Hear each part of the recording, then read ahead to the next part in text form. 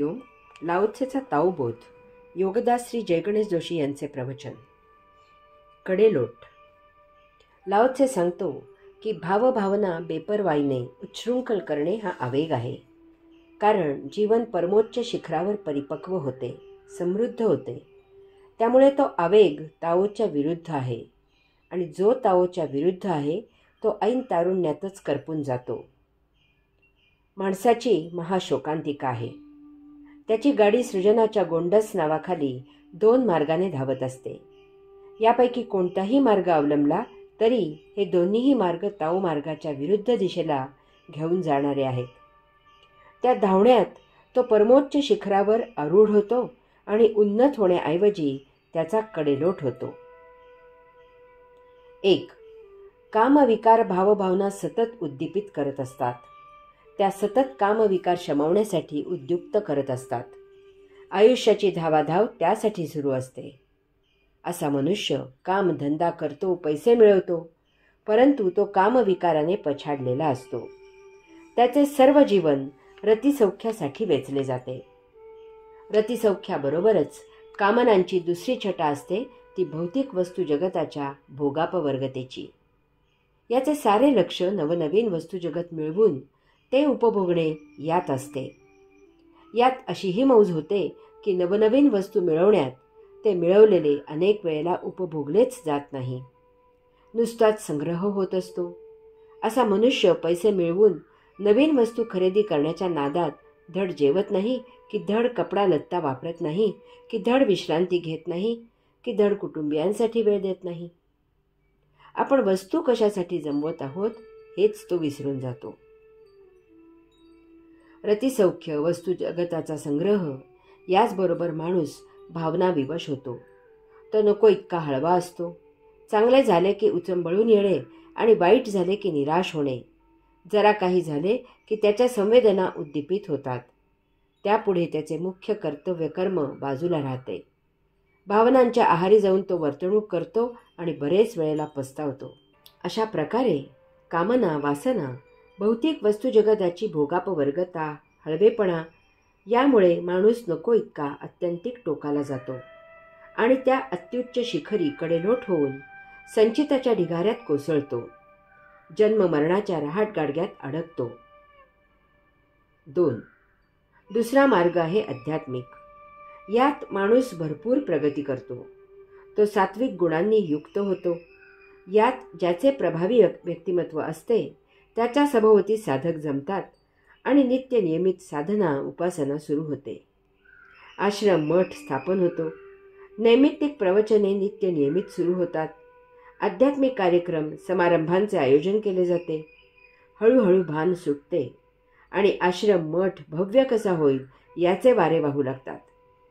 सर्वत्र प्रसिद्धी होते.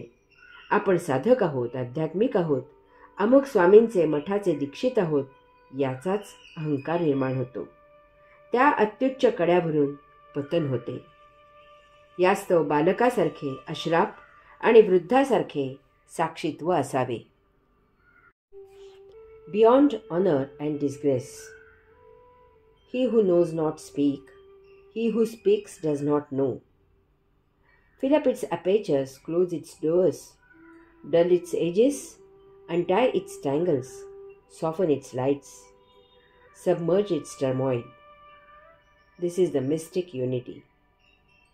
Then love and hatred cannot touch him, profit and loss cannot reach him, honor and disgrace cannot affect him.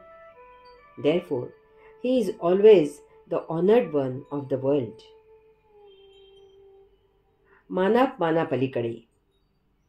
जो ज्ञानी असतो तो बोलत नाही, जो बोलतो तो ज्ञानी असतो. त्याची छिद्रे भरा, त्याचे दरवाजे बंद करा, त्याची धार बोथट करा, त्याचा गुंता सोडवा, त्याची प्रखरता कमी करा, त्याच्या गडबड गोंधळाचे विसर्जन करा. ही योगी यांची संमती आहे. मग प्रेम आणि द्वेष त्याला स्पर्श करू शकत नाही. लाभ आणि नुकसान त्यांच्यापर्यंत पोहोचत नाही. मान आणि अपमान यांचा त्यांच्यावर परिणाम होत नाही. म्हणून तो जगतात सदा सन्मानित असतो. ज्ञानी याचे मौन. लाओत्से सांगतो की जो ज्ञानी असतो तो बोलत नाही, जो बोलतो तो ज्ञानी नसतो. लाओत्सेच्या या ओवीमुळे कदाचित गैरसमज होण्याचा संभव आहे. कारण ऋषी छात्रांसमोर भरपूर बोलले आणि आज त्याच छात्रांकडून मुखोद्गत करून जतन केलेली ती त्यांची प्रवचने, उपनिषदे म्हणून आपल्याला उपलब्ध आहेत. भगवंत श्रींनी गीता सांगितली, महावीर बुद्ध भरपूर बोलले, त्यानंतर स्वामी विवेकानंदांपासून आजपर्यंत अनेक ज्ञानी भरपूर बोलले. याचा अर्थ लाओत्सेच्या ओवीचा काहीतरी निराळा संदर्भ आहे. लाओत्सेला ज्ञानी आणि पंडित, साक्षात्कारी आणि विद्वान यांच्यातील फरक समजावून द्यायचा आहे. त्याला अनुभव आणि अनुभूती यातील भेद अधोरेखित करायचा आहे. ज्या साधकांना योगी ज्ञानी व्हायचे आहे त्यांनी पडत ज्ञानाच्या कच्छपी लागायचे नाही. त्यांनी साक्षात्कारित होऊन अनुभूती प्राप्त करायची आहे. आत्मा म्हणजे काय हे समजावून घेऊन न थांबता त्याचे प्रत्यक्ष दर्शन घ्यायचे आहे. आत्मज्ञानापेक्षा प्रत्यक्ष दृष्टांत महत्त्वाचा आहे. आत्मज्ञानाची जिज्ञासा शमवून देऊन तृप्तीची ढेकर न देता योगेश्वराचे चरणी दाखल व्हायचे आहे. पंडित ज्ञान सांगेल, योगी ध्यान सांगेल. पंडित ज्ञानाची चर्चा करील, योगी तुम्हाला मौन करील.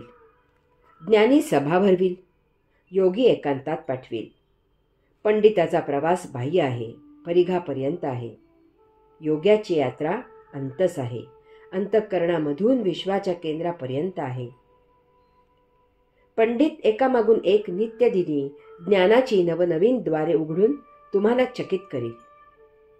योगी तुम्हाला साक्षात्काराने ज्ञानातीत करून शेवटच्या मुकामी दाखल करील की जेथे आणखी काही जाण्याचे शिल्लक असत नाही. पंडित तुम्हाला भरपूर ज्ञान प्रदान करील, तुम्ही विद्वान पंडित व्हाल. योगी तुम्हालाच ज्ञान करील, तुम्हीच ते ज्ञानी झालेले असाल. पंडित तुम्हाला विविध प्रकारे ज्ञानयुक्त करील, योगी तुम्हाला सर्वातून मुक्त करील. लाओत्से सांगतो की जो बोलतो तो ज्ञानी नसतो, कारण त्याच्याकडे सतत बोलायला ज्ञान असते. ते कधीही संपत नाही. ते तुमच्या बुद्धी, स्मृती, मन यांचा विकास करते. शेवटच्या श्वासापर्यंत ज्ञानार्जन सुरूच असते. त्याच्या स्वतःसह सर्वजण कायम विद्यार्थीच असतात. त्याचे ज्ञान काही काळानंतर जुने होते, त्यात बदल होतो. याचा अर्थ ते ज्ञान तात्पुरते होते, ते तत्वज्ञ नव्हते. असे ज्ञान कधीही संपन्न होत नाही. अशा ज्ञानाने कोणीही ज्ञान संपन्न होत नाही, ज्ञानी होत नाही. योगी ज्ञानयात्रेचे ज्ञान प्रदान करतो, त्यासाठी तो बोलतो. तो कधीही ज्ञान प्रदान करत नाही, कारण तो जाणतो की ज्ञान प्रदान करता येत नाही. ते केवळ साक्षात्काराने प्राप्त होते. योगी आत्ममार्ग दाखवतो. तो प्रत्येकाला ज्ञानार्जन करायला शिकवतो. एकदा साक्षात्कार झाला की तेच अंतिम ज्ञान असते. यानंतर आणखी काहीही नाही.